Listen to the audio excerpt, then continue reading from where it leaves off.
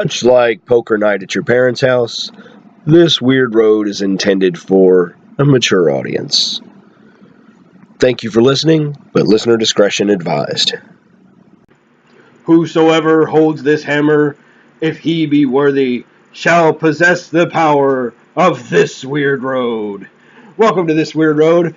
I'm Boli Thorne. This is my man, Ulf Hammerhard. How you doing, folks?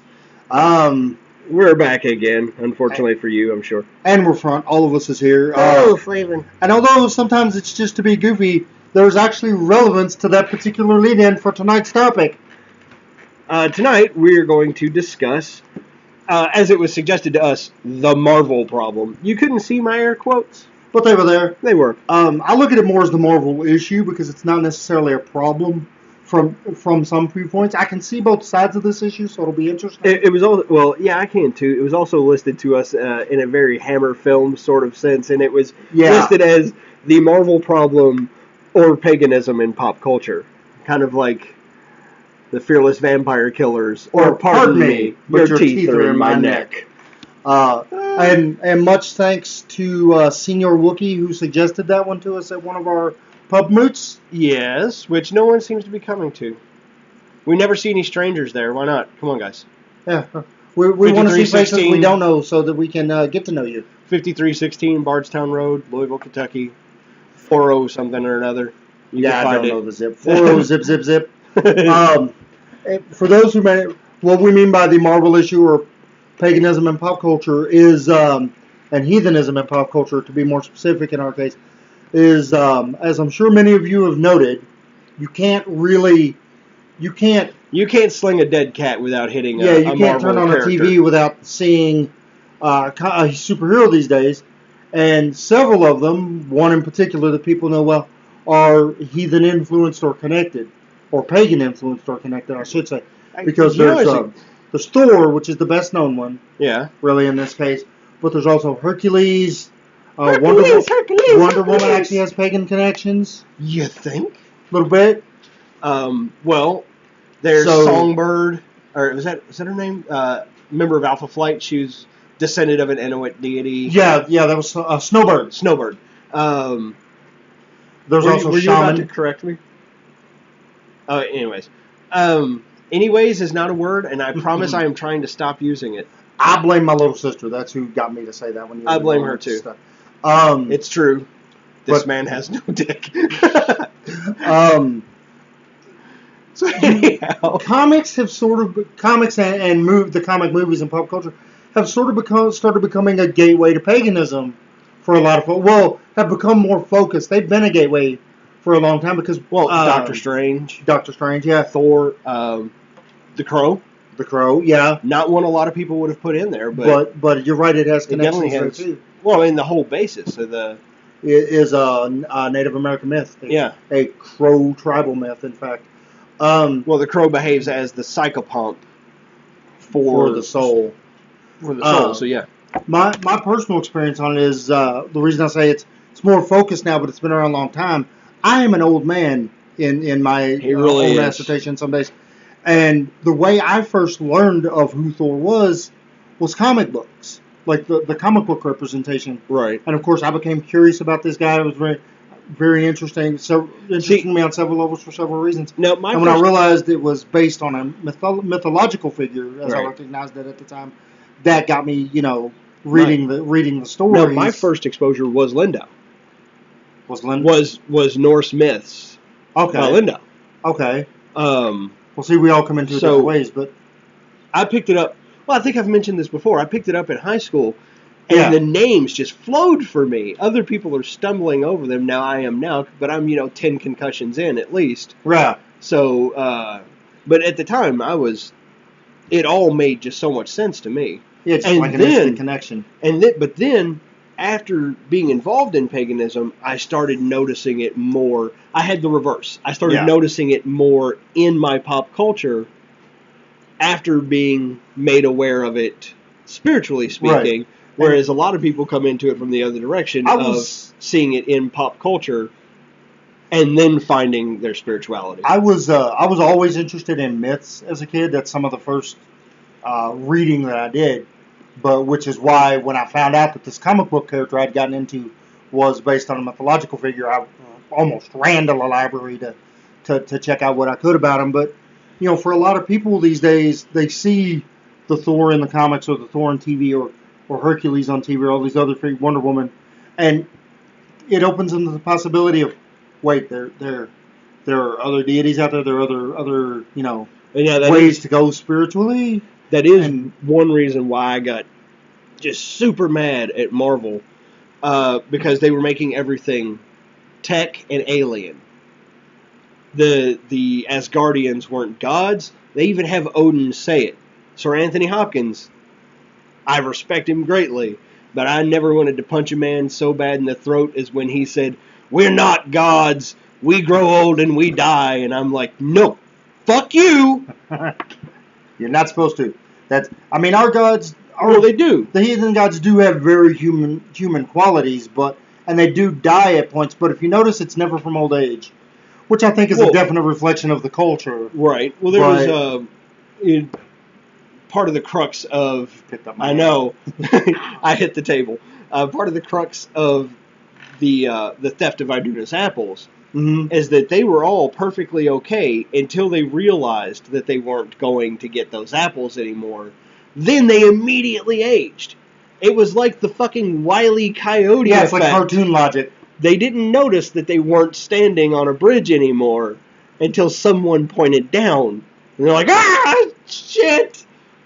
I am going to get us in all kinds of trouble. Kind of like that's kind of like the Christian story of the apple. They didn't know they were nude until somebody pointed it out. They weren't uncomfortable with it. And then the snake was like, I can see your dingus. They weren't uncomfortable with their nudity until someone told them to be, basically. Yeah. Oh, the power of suggestion. I'm never uncomfortable with my nudity. Unless, children are around. Sometimes I'm uncomfortable with your nudity. Like right now, for example. It's hot in here, bitch. I gotta let my boys breathe. But I've found that that visual should be just as disturbing to you viewers as it is to me. I am an Adonis. I am a golden. I am Eugene Sandow over in this bitch. The only god for your 18th century. The only god you have the body of is Buddha, same as me. But Buddha's not a god, though. Different topic. I'm trying to stay on topic. It's been a day, folks. You could have at least went with Vishnu or something like that. Fair enough. Well, you don't have enough arms. Not Vishnu. Ganesh. Ganesh, yeah. Baba Ganesh. One of the I think this Marvel issue is interesting because it really is interesting to see people use this fantasy gateway, if you will, to realize that there's open spiritualities out there. Now there is an annoying side to it. Like I'm going to tell a story on you here, Boli. When my man Boli was in a store and someone saw the Mjolnir he wears around his neck and commented on it, even got the name right, said, "Nice Mjolnir," and he said thanks, and they replied with, "I read Thor too," wasn't it? No, did I get that right? I love the comics too, and I was like, they're great, thanks. I'm going to put this away now. Bye. I know that part's a lie. I know something like that would make you tuck your hammer away. I was just tugging on my hammer. No, I was going to go put the product away. Put the product away because you were on the job. Yeah, I was at the works. So there are things like that can be annoying because you also get asked, it leads to people saying things like, why do you believe in a comic? Yeah. Those things aren't real. When they don't realize when they point out those things aren't real, I'm like, well, neither are your mother's, but, I still like those. Not your mom's. Right. It's a different. I have no opinion on one way or the other on your mother's. We are getting nowhere today. Baby feeders. You said baby feets. I said feeders. Not at first. Yes. You're a liar. Any damn way. No, I think we are making the point though. We are really. I hate when people ask me. They mix the comics with the myths. Yeah. With the stories, and they're like so many people who think that Thor and Loki are brothers, and I'm like, no. If anything, Loki is his uncle. Yeah, because uncle. Because according to the stories that the comics draw from, very loosely, Loki and Odin are blood brothers. Yes. And Loki was basically taken in by the Aesir when the giants didn't want him. I don't know if didn't want it. No, it's not. I mean, this whole idea that Marvel has where he was taken as a baby and all this other crap. He was a full-fledged, independent individual before coming in contact with Odin. Respected him. As a matter of fact, one of the interesting parts that I'd love to find out if that's some of our lost lore, we don't know anything of Loki before that, really.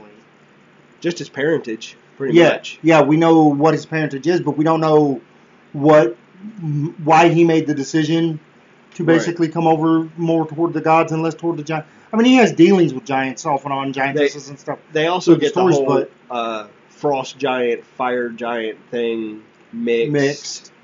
Marvel sticks it pretty much predominantly to frost giants. And we're basically the only fire or any other type of giant mentioned ever is Surtur, which will come up in Thor Ragnarok. Yes, which I got to admit we're both looking quite forward to. Everybody's super happy about it. Oh, that's the opening I was going to do. I'll tell you when we break. Okay. But you have so many people who are... That is their only source of information. And then when you try to redirect them, I've had people be like, well, this is nothing like the comics. Well, there's a reason for that. Yeah, and that's where their interest lied. And that's fine. I give Marvel all the money you want because I love what they do. I will admit that years ago, well before the films, when the comics were my only source, because there was a time, like I said before, I really discovered the stories, that the comics were my only source. So I thought the comics were right. And when I started reading the stories of our people, there's a little cognitive dissonance. I was like, what? I was in my head for a long time correcting the myths, correcting the stories. I'm like, they've got it wrong. And then I'm like, no, wait, this other source adapted from them. They've got it wrong. I mean, on purpose. They differ on purpose. There's a reason for that. But yeah, you're right. There's a bit of cognitive dissonance there. It's just, so I can understand where some of those people are coming from. It just kills me that some people don't want to seem to get past that. Yeah, they don't want to realize that one came before the other. They want Marvel to be right and that's it. Because then that way they're right and they don't have to there's an change their opinion or look into things that could be different. There's an interesting thing.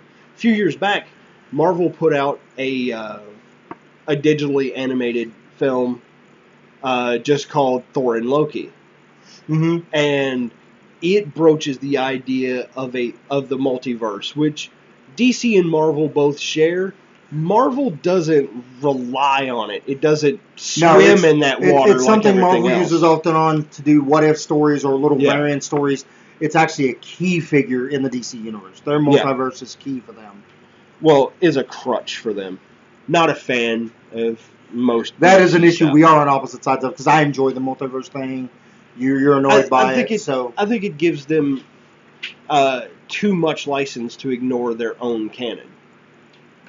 They could just say or do whatever they want, and they don't even have to keep up with what their own writers are doing. That part annoys me, because you'll have basically two different versions of my actual favorite DC character, the Flash. You have two completely different versions of him, and they're like, oh, well, he's Earth 7. It's like, no! No! Little consistency, please.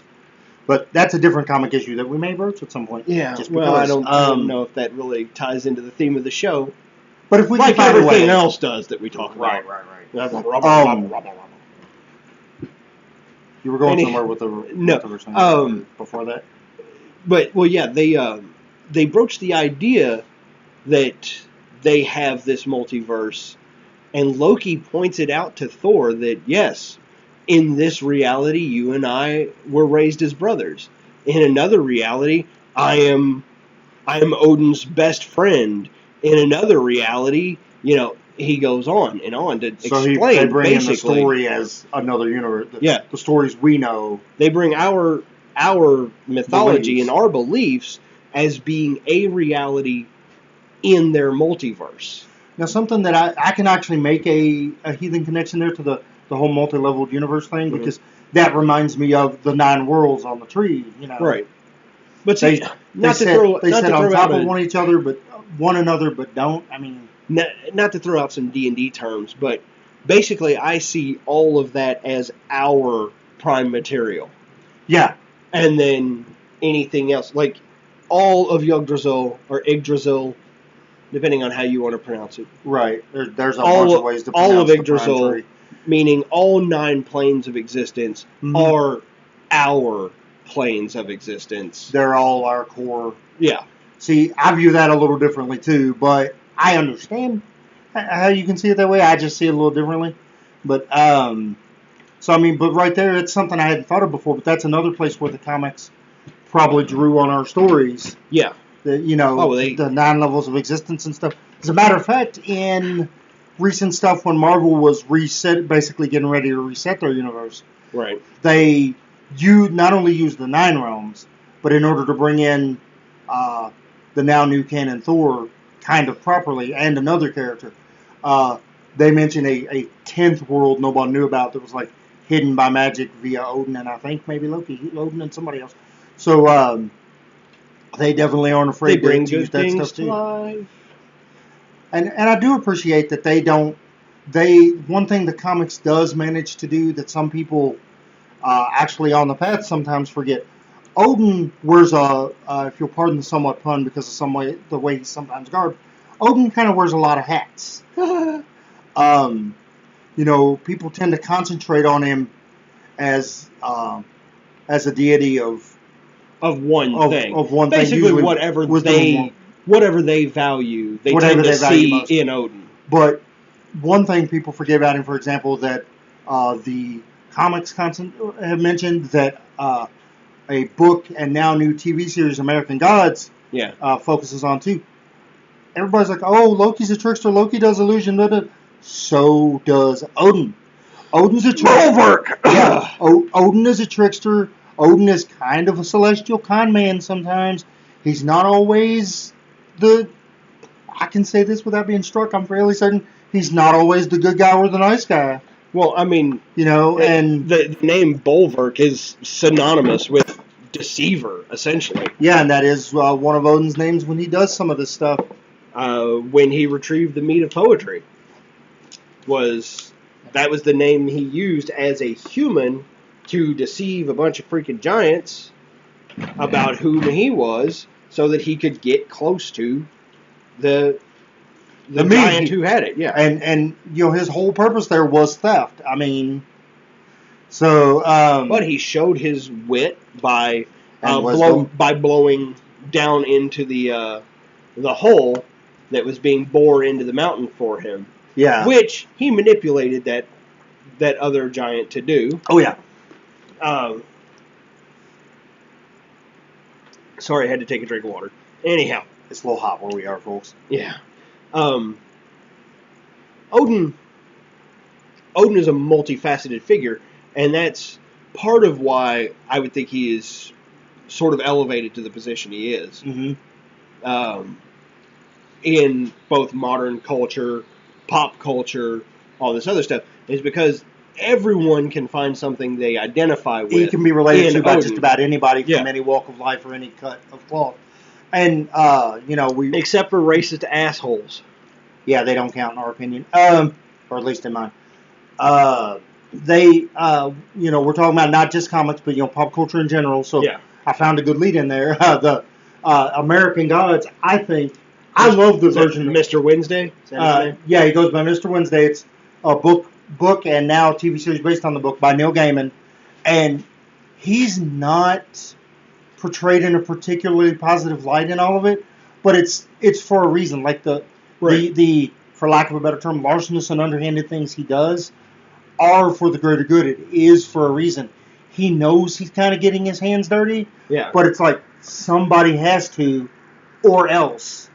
And it should be someone who knows what they're doing. Yeah, it's for the good. In the case of these stories, the stories in those books and TV shows, it's for the good of the celestial graders. Basically, it's the gods are losing their footing, and he's not gonna. basically a lot of the gods of different pantheons have given up. They've fallen by the wayside. They're subsisting barely on belief and doing what they can to get by. And he's tired of that. He's not sitting by and letting it happen. Right. And it makes not only for a great story, but like I said, I really like the particular interpretation of Odin they've done there. Well, is it from our stories? No, but it's really true to the spirit of Odin. You know what I mean? Right. It shows a lot of what he embodies in a very different way that becomes, as you were saying, very relatable to people. Right. Well, and you know, I think now, especially with the series being out there, it's going to become another one of these gateways that make people go, especially since the network that runs it has this website thing tied to it called What Do You Worship?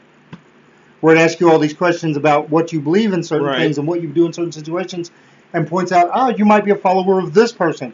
And I think it's going to make some people are, it's a game, it's a TV show, move on. But some people are like, who is this person? Why do they think I relate to them? And, you know. Now, most of those are clickbait. Yeah. Let's be honest. Yeah. Let's be honest.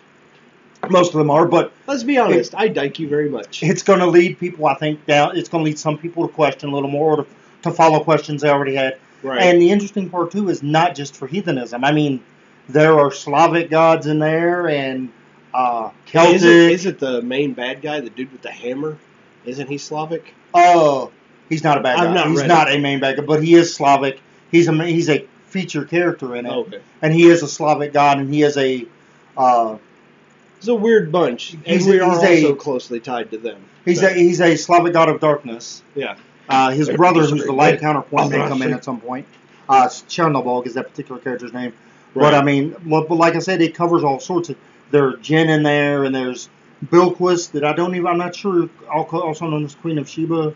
I think she's what, Persian? You're Persian. Persian of origin? Yes. Of origin. Apparently, I cannot say the words of Persian origin. Not correctly, apparently, my friend.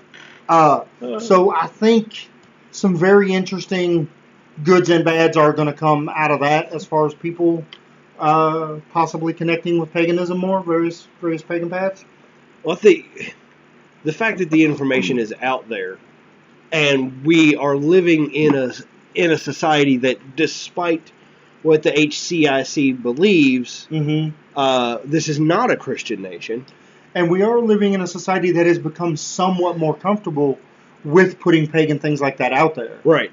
There are more people who accept the idea that our days of the week are named for Norse deities, except for Saturday, which pisses me off. But that's saying something, that openness, that slight openness, I guess, compared to even as recently as when you and I were kids, it was so much tighter and so much just no. I mean, we both came from... Alex, take a shot, because I just took a reference to a sexual innuendo. But I mean, we both came from households where we kind of had to come into these paths in our own way, and I don't want to say sneakily, but... Oh, no, I had to. It wasn't necessarily approved by the people who were raised by. Everything. I had to hide my books where I hid my porn. and that's kind of sad that actually leads into a topic we may do here soon in a week or two. Paganism and porn? Let's do that one. Well, the coming out of the, as we used to say, broom closet. Hey. Or as we said earlier, jumping on the longboat. Jumping on the longboat, coming out of the forge. Because, it's pretty sad when you have to hide things to relate to something you believe in the core of yourself in the same place you hide the things that you're not supposed to see because they're naughty. You're getting at least two steps ahead here. 2 shows ahead. I am, but I'm just thinking that's very sad. Right. Well, I did. And, the funny thing is the water heater was in my room. And, it was in a closet in my room. I remember. And there was a hole in the floor under it. So I used a coat hanger to make a loop. I took the hook in and made a loop around the leg of the water heater and put all my books down in a bag and hung it on that hook down into the crawl space under our house. How very industrious. Yeah, well, you say industriousness, and I say my mom was terribly nosy. Well, I'm just saying that's some work to go through to do that. That's very inventive. It was an ordeal. Well, you were a teenager. Being a teenager is an ordeal in many ways. Yeah, well. But back on point. Are you sure about that? No, this is us after all. I think this is going to lead to, I don't want to say a whole new generation of pagans or anything. Well, porn tends to lead to a whole new generation of, just to a whole new generation. Yeah. Take another shot, Alex. He's going to be wasted. And I say that the generation pagan things because there's so much coming out in our culture now. Uh-huh. As much of a Christian nation, like you say, as a lot of the nation likes to think it is, and as hard a time as anybody on a non-Christian path can have in this nation and in other places in the world too, but our nation is really the only viewpoint you and I have. Yeah. We are more open now about these kind of things than we used to be because there's a time where, except for comics, because comics were sort of dismissed at a time as a whole kid stuff. Even, I mean, not talking about all the comic book stuff and that comic book code and stuff and that happened in the 30s, but there's a large amount of time where it's all those kid stuff, nobody paid attention. But anywhere else you tried to have that, there would never have been this flood of mass media paganism is okay kind of stuff. And I'm really happy to see it, but at the same time, you have to wade through the crap to get to the good stuff. There's another angle there too, because this is all pop culture in general, not just comics. Correct. I have one of the first people that I spoke about Asatru to. They said, "Oh, like that D&D shit." And I was like, I've rolled some D&D with your mother, which right? And sometimes you just have to grin and go, no. Yeah, sometimes you have to know where to pick your battles. You have to know when it's okay to go. And sometimes you have to know when it's appropriate to punch someone in the throat. Well, that's what I'm saying. You have to know when it's okay to go. Yeah, okay, if that's what you think. And when it's okay to go. No, you've got that all wrong. Hold on a minute. Your whole existence is wrong. Your very being injures me in my soul. And what's about to happen is my fist to your throat. They're about to be buddies. Right. But we talk much more violently about these things than we are sometimes. But than he is. Than I are. My job history sort of depended on a lot of violence. Fair point. There's only really one where mine did and one where it could have. One point where it could have. So right. We do need to wrap this up for the break. Yeah, it's breaky time, guys. So, go grab your Kit Kats, your waters, whatever you need. Take a wee break. Granola bar and some Gatorade so you can get back in it. Alex, take another shot. Or just sit back and listen to the music, whatever you want to do. Whatever makes you happy. And we'll be back. Can I get this out there? No. No. Nice. Schnitzel. You can reach us. With him now. Here we go. You can reach us at thisweirdroad@gmail.com or at thisweirdroad on Facebook. You can also call the Tree of Life call-in line at 502-276-5665. And really, call us. Drop opinions. We're lonely. We really are. We cry into our lean cuisines. I cry into my meat all the time. No, Flavin. All right. I'm really excited to get the ectophone set up. Oh, that's going to be good times. It's happening. All right, folks. See you in a few, kiddos. It's been pointed out to us that This Weird Road is not a scholarly program. Harass of frozen YouTube comments. Those are frozen trolls. But we have fun with it anyway. Thanks for listening to PTRN and This Weird Road. I know. I'll hunt the trolls. Hooray!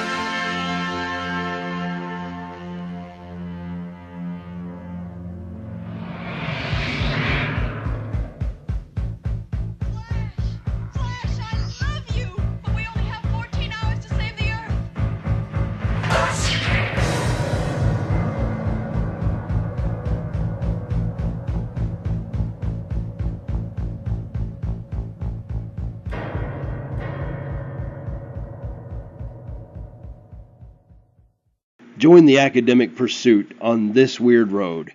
But it's kind of like if you went to Tulane University. Thanks for listening to This Weird Road on PTRN. It's your turn. Yes! I know him! That's a friend from work! It's Ulf Hammerheart! Hi, everybody. Right alongside my man Boli Thorn here.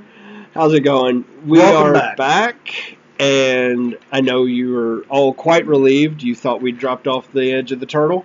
Yeah, I hate when that happens. Right, just drive the old longship right off the edge of the water. Yep. Then you have to catch on to things. It gets a little tricky. Yeah. So, we could do more of that as far as Terry Pratchett, because I said off the edge of the turtle. Yeah, which is on top of the 4 elephants. I believe it's 4. Yeah, well, there's 4 now because the 5th one died. There was the 5th elephant. Well, see what he did there. And even though it's full of puns and jokes and stuff, that's another paganism in pop culture. He's super good storyteller. Yeah, and he draws from a lot of mythologies and stuff and mixes them up, puts them in a blender, and waits to see what happens. I swear that's what he does. The world is a much darker place since the death of Sir Terry Pratchett. Yeah. Anytime we lose somebody that creative. And by the way, fuck you, Alzheimer's.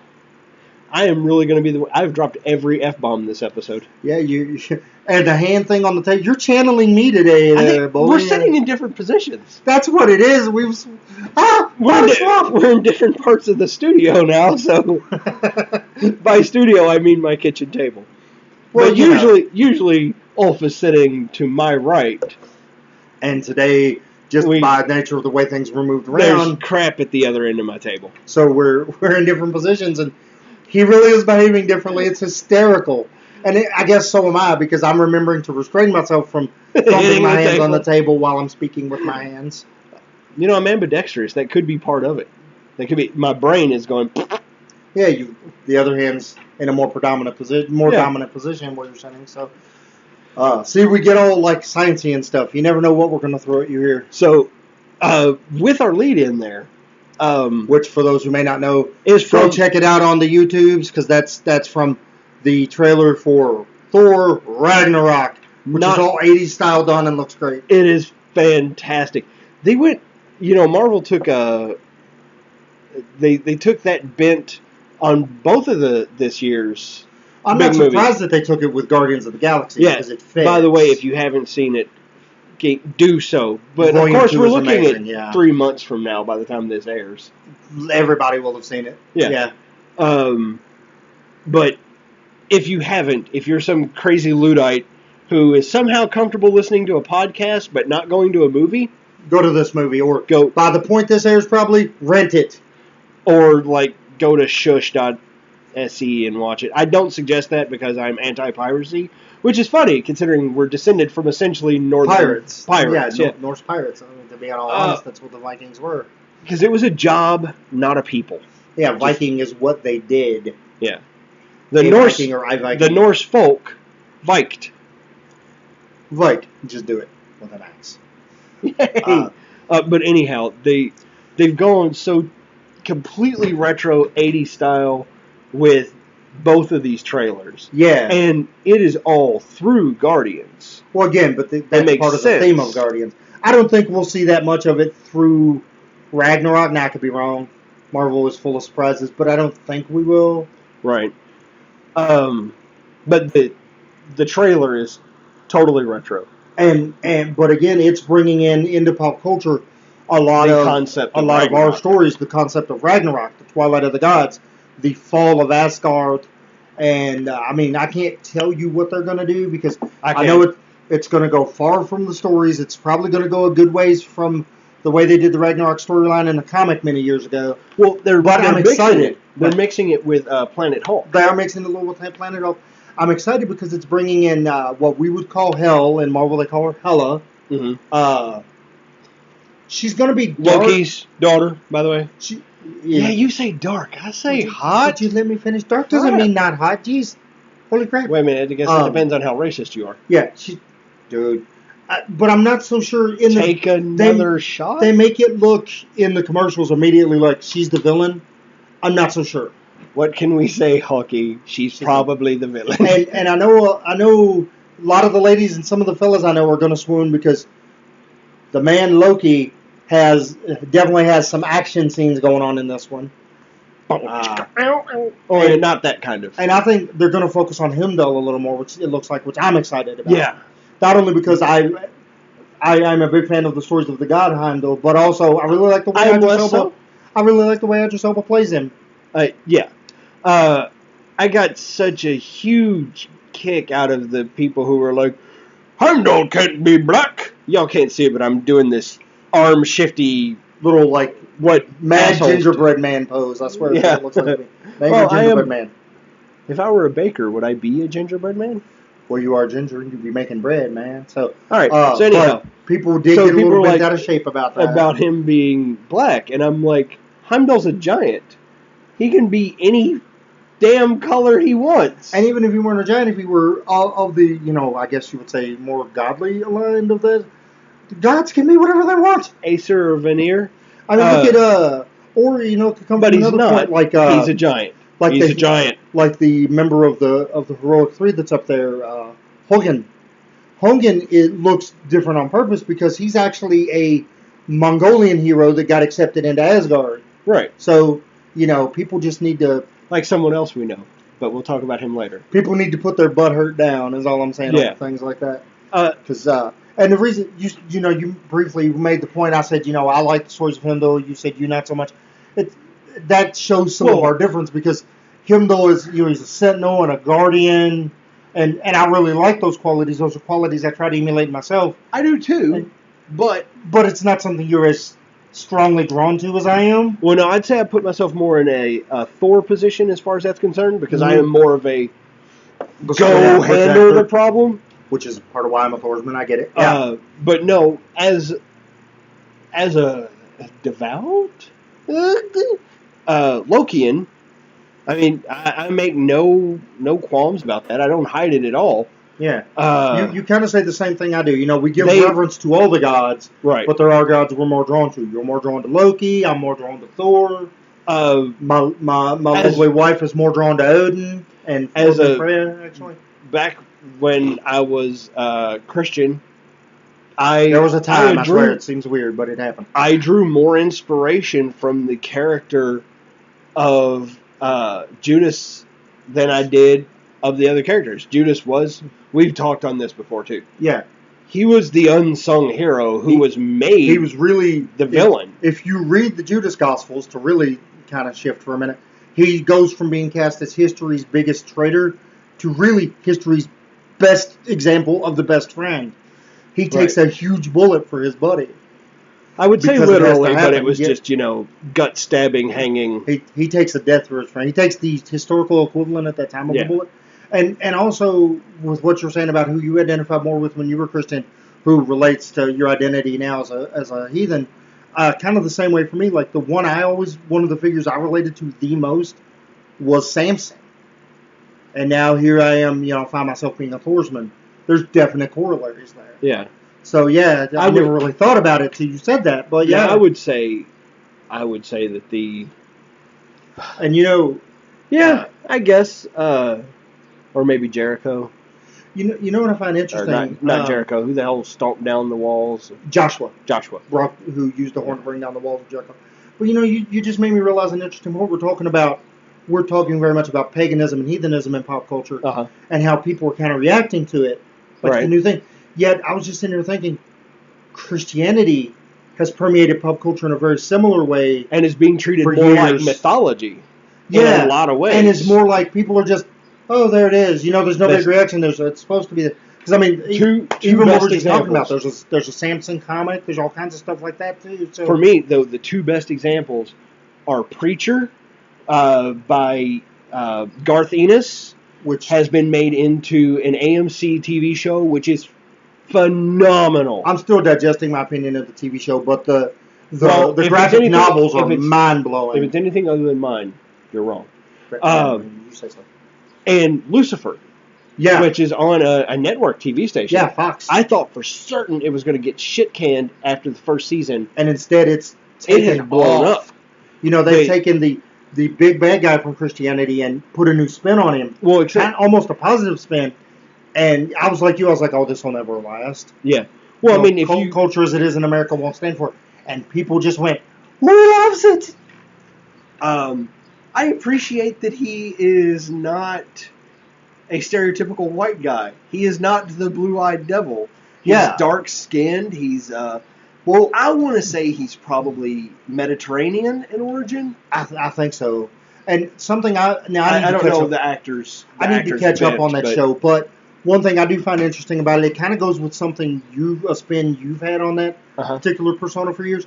He's portrayed less as a villain and more as a guy doing his job. Yeah. I mean, that comes up a lot. They do have the fall, and he was villainous there, blah, blah, blah. But in a lot of ways, he's painted as, this is where you needed to be. Right. This is the job you needed to do, and you're doing it. Well, really, I mean, not even so much the fall as just, this is the job I need you to do. Go do it, whether you like it or not. Crap. Yeah. And then his true rebellion comes in going to Earth instead of staying in hell. And hey, interesting piece of mythology for folks since we've shifted the religion we're talking about for a second. Interesting piece of mythology. I think you know this one, Boli. Supposedly, the spot where the Vatican's built is supposedly the spot where Lucifer hit the Earth when he fell. Right. Now, I don't believe that, but I think it's a really cool urban myth of sorts. It's one of those things, like, it's been dispersed through different forms of pop culture. I think it is something that was made for literary purposes.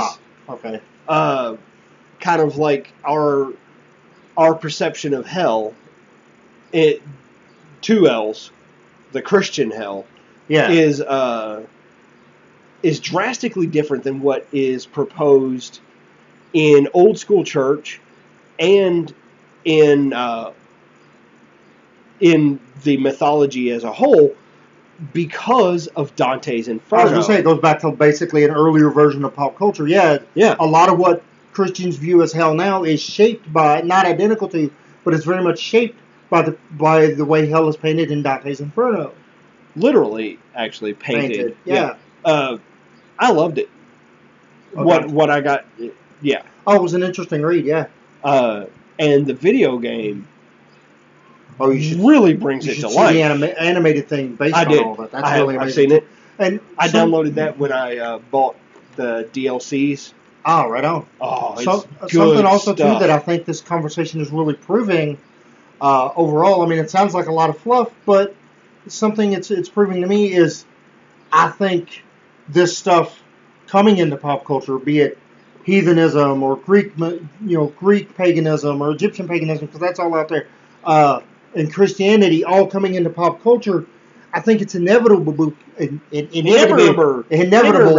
I think it's inevitable because I'm sorry, it's what? As inevitable, because as a species, humans, we're storytellers. Not only that, we're storytellers by nature, but I think our spirituality, we're intrinsically tied to that quest for what am I, where did I come from, where do I go? So it's going to make its way into our culture, right? Like this. Yeah. In different ways over the years. I mean, that's even proven, like, with your example of Dante's Inferno.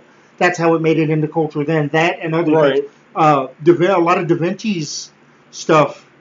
I have a hard time with Da Vinci because, first off, we should use his name. Da Vinci means where he's from. With Leonardo. Good old Leonardo, yeah. Because I don't think, like, from my study of him, which my senior year of high school, I dug pretty deep into it. Mm-hmm. I don't think he was actually Christian. No, they've found stuff to I think not necessarily atheist. Prove. Actually, they found some stuff apparently. Learned this a few years ago from a friend that leads them to think he may have been a Luciferian.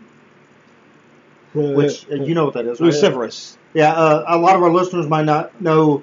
When people say Satanist, that's really a pop culture whitewash term.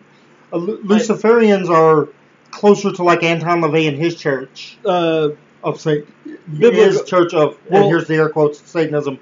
There's two different types of Satanism. Yeah. There is the mythological Satanism, which there's no real evidence ever existed. Basically, the Hollywood movie, the devil worship, black magic bullshit. Yeah. Well, now Levayans do practice magic. But that's the second part. The Levayan Satanists are, honestly, they're good people. If you read their their commandments, their rules of the earth, I believe is what it's called. Yeah, the rules of the earth. Not only that, but if you look at a lot of what they're doing publicly right now, right? They've been big for a couple years. They're more active and as social warriors. Yeah, they're more social justice warriors. Yeah, they're more socially conscious of making the world a better place than a lot of Christians or so-called Christians. It's amazing. They do things like escort people through gay bashing,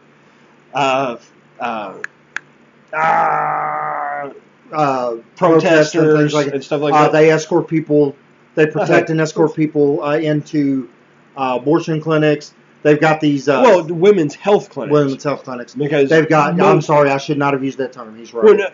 Because for one, they only do 1% of their revenue goes towards abortion. Yeah, it's absolutely for so much other stuff. And absolutely 0% of federal funds goes to that because it's prohibited. Yeah, and the Satanists also do things like these where they Satan daycare. You know what I'm talking about, I think. Basically, they give kids a place to go after school and educate them on things. Kind of like the Boys and Girls Club. Almost like Boys and Girls Clubs used to be when we were growing up. Yeah. And, here, I look at the word Satan as completely different now because of these guys. I mean... Well, the thing that got me, and they started this whole... We've shifted a little, but it's related. So. Well, it is still pop culture related. Indeed. The thing that got me really on their side was when the whole Ten Commandments debate popped up. With, there's this... Is it Tennessee? Where the courthouse had the Ten Commandments in the lobby. Yeah, that's in Tennessee, I'm pretty sure. Which is almost in our backyard where we're at. And everybody's like, everybody's like, hey, that's really not okay. Yeah. We are not a Christian nation. You have to separate this. There were even some Christians who came out kind of not okay about there were death threats how made down your throat it was. There were death threats made toward the protesters who were saying, hey, this isn't cool. And then there were quote-unquote Christians who were popping up and saying, I will kill your children if you try to take the Ten Commandments out of this courthouse. One of which is, thou shalt not kill, right? Yeah, but it's way down the list. Have no God before me is the first one. No, thou shalt not kill is like the third, isn't it? It's like 6. Okay, I don't know. Honestly, even when I was Christian, I didn't know the order they came in, honestly. And much like ingredients in your food, the order is very important. Because the first one is have no God before me, and everything else is downhill after that. Yeah, and whereas, with the as we recently just finished discussing, with the virtues, what was escaping me, we put them in a certain order because of how we felt they led us together, or you really don't have to. You don't. With them. It's not as... The spirit of the thing is way more important than how you rank them or whatever. Yeah. And just about any heathen or group of heathens you talk to are going to put them in a slightly different order. There are even certain different terms you can use for some of them. Right. So like frith for fidelity. For fidelity. Stuff like that. Yeah. We constantly said self-discipline, and it's really just listed as discipline. But then again, there it is again talking about that different wording. I have seen it listed as self-discipline on some things and as discipline on others. But I think you also have to include. You have to include the fact that rearing children, discipline's important. Very much so. So Lucifer in this TV show to look back around. Yeah, Lucifer is the most virtuous person on the show, and he is a bisexual, drug-addled sex fiend, and who likes to stir up trouble. I mean, he openly stirs up a little trouble here and there. Yeah, but it's always to achieve the goal. Yeah, it's for wisdom. It's very Lokian, actually. Gee, you think? Or very only our one. I know our one listener will get it because he's a role player too. It's very Ragabashi. Yeah, I think Liz listens. Oh, there you go. There's a couple more there. Yeah. And then we have our prisoner, whom we don't know if he's a role player or not, but it's very much like. I'm sure he wants to avoid role playing in prison. Oh, solid point, sir. Oh, sorry, buddy. Giggle. But unfortunately, you have to keep listening. But Lucifer is like genuinely the most virtuous person on the show. Even Detective Decker is kind of shady. Episodes. Yeah. Well, does she get a little shadier? Like, keep in mind, I've only seen like the first 5 episodes. She's a little wishy-washy on things. Okay. But like now his whole thing. Character strikes me as shady, but he's supposed to though. But I think we also are getting him mixed up with his character on Dexter too, who was definitely a shady cop. Oh yes. That's where I recognize him from. Thanks, Boli. You're welcome. Lucifer, it makes it a point that he never lies, and he doesn't. He, in the whole show, he tells the truth about everything. When someone asks who he is, he tells them, "I'm the devil. I'm Lucifer Morningstar. I do this. I am a son of God." And it's just most of them think his crackers are just looking at him funny, but or they think it's a persona. He will say openly interpretive stuff, I guess you could say. Yeah, but he won't lie. Right. It's a very interesting take. It's on this particular. And I know some people get mad out there, but this is the fact of what he is on that particular character. Yeah. From the Christian mythos. It's the Lord really hates it when you call it mythology. And, I think it's a pretty ballsy step to take their biggest villain. Watch Dogma. It's great. It is.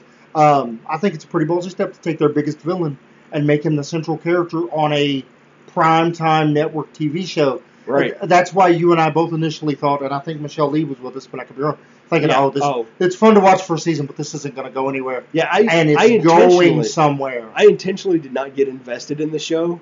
I think that's part of why I floated away until they mentioned a second season, and I was like, I'm in this. Yeah, I just recently saw a big renewed and canceled list, and they have been renewed. They're among the renewed for sure. So we are coming close to the end here.